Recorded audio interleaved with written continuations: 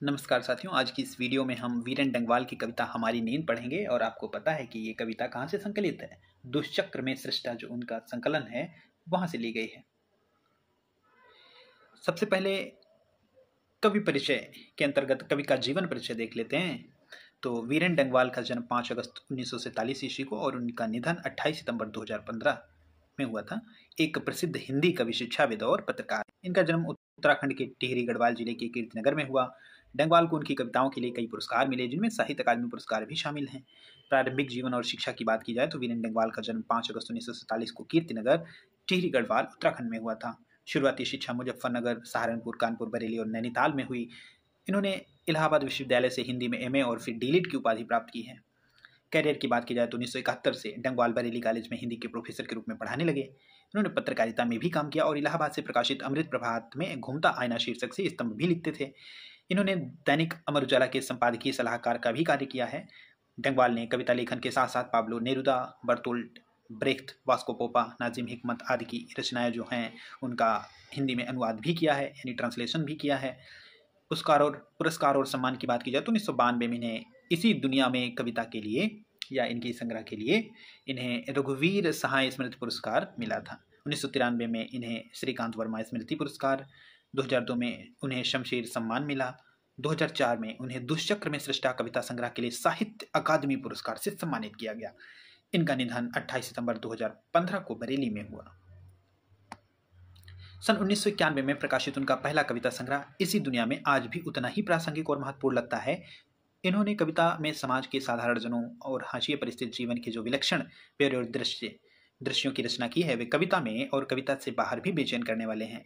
इन्होंने कविता के मार्फत ऐसी बहुत सी वस्तुओं, परिस्थितियों के विमर्श का संसार निर्मित किया है जो प्राय ओझल और अनदेखा था। इनकी कविता में जनवादी परिवर्तन की मूल प्रतिज्ञा और इसकी बनावट में ठेठ देसी किस्म की खास और आम, तत्सम और तद्भव, क्लासिक और देशज अनुभवों की संश्लिष्टता है। वीरेन डंगवाल को दुष्चक्र में सृष्टा काव्य संग्रह पर साहित्य अकादमी पुरस्कार प्राप्त हो चुका है। उन्हें इसी दुनिया में पर रघुवीर स्मृति पुरस्कार मिला। उन्हें श्रीकांत वर्मा स्मृति पुरस्कार मिला। कविता के लिए शमशेर सम्मान प्राप्त हो चुका है। डंगवाल जी ने विपुल परिमाण में अनुवाद कार्य भी किए, जैसे तुर्की के महाकवि नाजिम हिकमत की कविताओं का अनुवाद इन्होंने पहल पुस्तिका के रूप में किया। इन्होंने विश्व कविता से Pablo Neruda, Bertolt Brecht, Vasko Popa, Miroslav Holub, Tadeusz Rozewicz आदि की कविताओं के अलावा कुछ आदिवासी लोक कविताओं के भी अनुवाद किए हैं। समसामयिक कवि वीरेन डंगवाल की कविताओं के संकलन दुष्चक्र में सृष्टा से उनकी ये कविता जो हम पढ़ने जा रहे हैं, हमारी नींद, यहाँ प्रस्तुत है, हम पढ़ेंगे। और सुविधाभोगी, आराम पसंद जीवन तथा हमारी बेपरवाहियों के बाहर विपरीत परिस्थितियों से लगातार लड़ते हुए बढ़ते जीवन वाले जीवन का चित्रण ये कविता करती है। तो कविता की पंक्ति दर पंक्ति इसका अर्थ, उसकी व्याख्या हम लोग देखेंगे। पहली पंक्ति है, मेरी नींद के दौरान कुछ इंच बढ़ गए पेड़। अर्थ है, जब कवि सो रहा था तब भी पेड़ कुछ इंच बढ़ गए, यानी कि जब हम सोते हैं तब भी जीवन और प्रकृति की गति नहीं रुकती। हमारी निष्क्रियता या नींद के बावजूद प्रकृति अपना कार्य करती रहती है। कवि कहता है, जब हम सोते रहते हैं तब भी प्रकृति का जीवन नहीं रुकता, पेड़ निरंतर बढ़ते रहते हैं, जीवन का प्रवाह चलता रहता है। अगली पंक्ति है, कुछ सूत पौधे अंकुर ने अपने नाम मात्र कोमल सींगों से धकेलना शुरू की, बीज की फूली हुई छत भीतर से।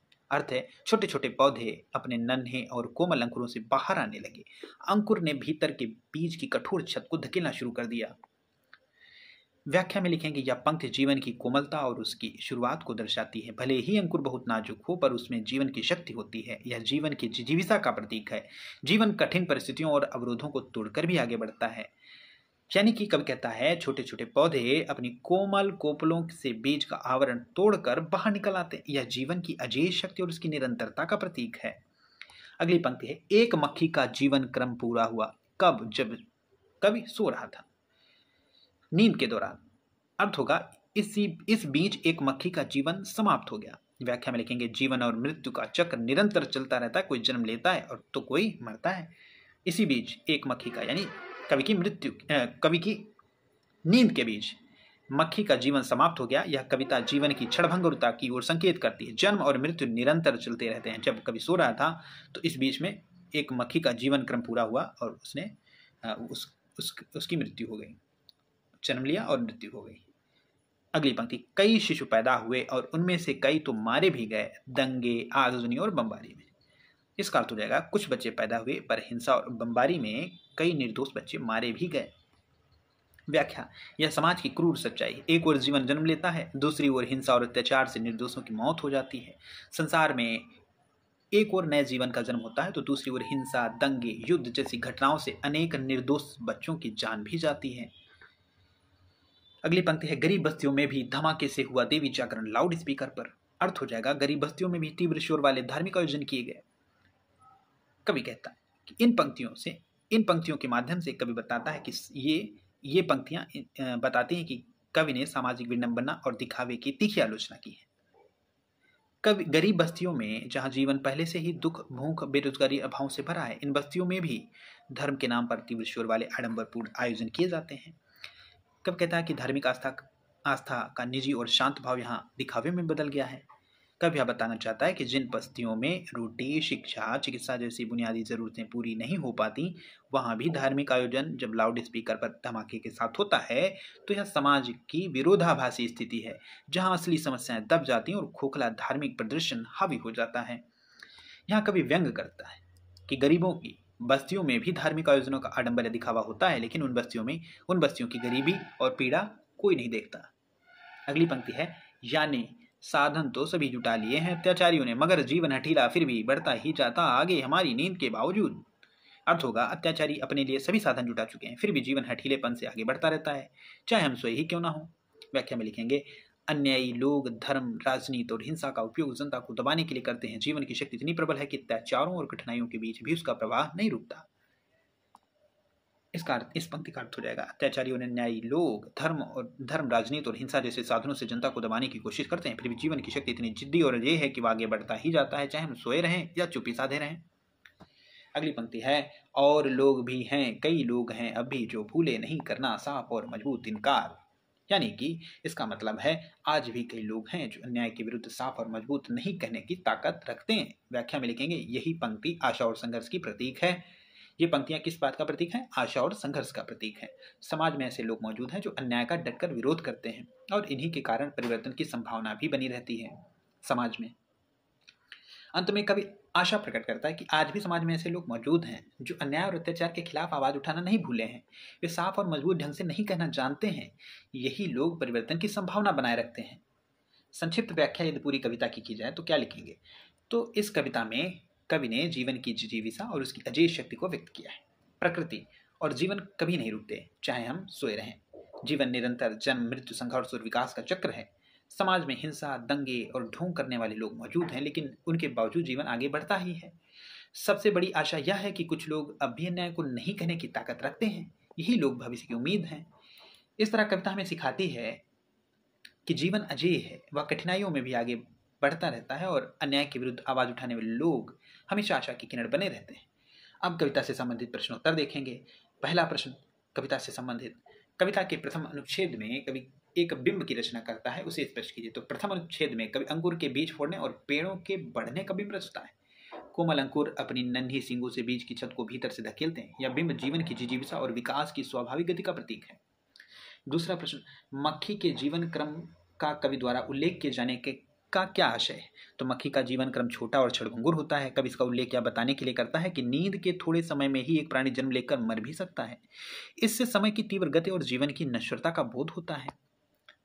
कवि गरीब बस्तियों का क्यों उल्लेख करता है? तो गरीब बस्तियों का उल्लेख समाज की विडंबना दिखाने के लिए किया गया है। जहां लोग भूख और अभाव से जूझ रहे हैं, वहीं वहां धमाके के साथ धार्मिक आयोजन होता है। इससे संकेत मिलता है कि असली समस्याओं को भुलाकर धर्म और दिखावे का आडंबर जारी रहता है। कवि किन अत्याचारियों का और क्यों जिक्र करता है? तो कवि उन अत्याचारियों का जिक्र करता है जिनके पास सत्ता, साधन, हथियार और धर्म के नाम पर जनता को भटकाने की ताकत है। वे दंगे, बमबारी, आगजनी और धार्मिक शोरों से लोगों को दबाते हैं। कवि इनकी ओर इशारा करके समाज के असली शत्रुओं को पहचानने की बात करता है। अगला प्रश्न है, इनकार करना ना भूलने वाले कौन है? कवि का भाव स्पष्ट कीजिए। तो ये वे लोग हैं जो अन्याय, शोषण और अत्याचार के सामने समझौता नहीं करते। वे सब साफ और मजबूत ना कहते हैं। कवि का भाव है कि ऐसे लोग ही समाज की असली ताकत है और उम्मीद की किरण है, जो सत्य और न्याय के पक्ष में डटे रहते हैं। अगला प्रश्न है, कविता के शीर्षक की सार्थकता पर विचार कीजिए। शीर्षक हमारी नींद पूरी कविता के भाव को सार्थक करता है। नींद यहाँ प्रतीक है किस बात का? निष्क्रियता, लापरवाही और असावधानी का। कवि दिखाता है कि हमारी नींद यानी हमारी सावधानी के बावजूद जीवन आगे बढ़ता है, अन्याय होता है और प्रतिरोध भी जारी रहता है। इसलिए शीर्षक पूरी कविता के सार को व्यक्त करता है। अब हम व्याख्या वाले प्रश्न देखते हैं। पहली पंक्ति है जिसकी व्याख्या करनी है। गरीब बस्तियों में भी धमाके से हुआ देवी जागरण लाउड स्पीकर पर। यह पंक्ति गरीबों की बदहाल स्थिति धार्मिक आडंबर का विरोधाभास प्रकट करती है। जहां लोग भूख और संकट में हैं, वहां भी धार्मिक शोर और दिखावा चलता रहता है। दूसरी पंक्ति जिसकी व्याख्या करनी है, यानी साधन तो सभी जुटा लिए हैं अत्याचारियों ने हमारी नींद के बावजूद। इस पंक्ति का अर्थ है अत्याचारियों के पास प्रचार, धर्म, हिंसा और राजनीति के सब साधन हैं, फिर भी जन जीवन आगे बढ़ता है क्योंकि हमारी नींद यानी हमारी निष्क्रियता के बावजूद भी प्रकृति और प्रतिरोध अपनी गति से चलते रहते हैं। तो इस प्रकार एक अंतिम प्रश्न और देखते हैं। कविता में एक शब्द भी ऐसा नहीं जिसका अर्थ जाने की कोशिश करनी पड़े। यह कविता की भाषा की शक्ति है या सीमा की, स्पष्ट कीजिए। तो ये कविता की भाषा की शक्ति है। सरल और सहज भाषा के कारण यह कविता हर पाठक तक सीधे पहुंचती है। इसमें कोई जटिल और दुर्लभ शब्द नहीं है, इसलिए इसका संदेश आम जन भी समझ सकते हैं और यही कवि की कला है और गहरे विचारों को साधारण भाषा में व्यक्त किया गया है इस कविता में। उम्मीद करते हैं आपको ये कविता भी समझ में आई होगी, साथ में इसके प्रश्न उत्तर भी समझ में आए होंगे। कविता का जो अर्थ है वो सरल शब्दों में बताने का प्रयास किया गया है। ठीक है, ये वीडियो यहीं पर समाप्त करते हैं। धन्यवाद।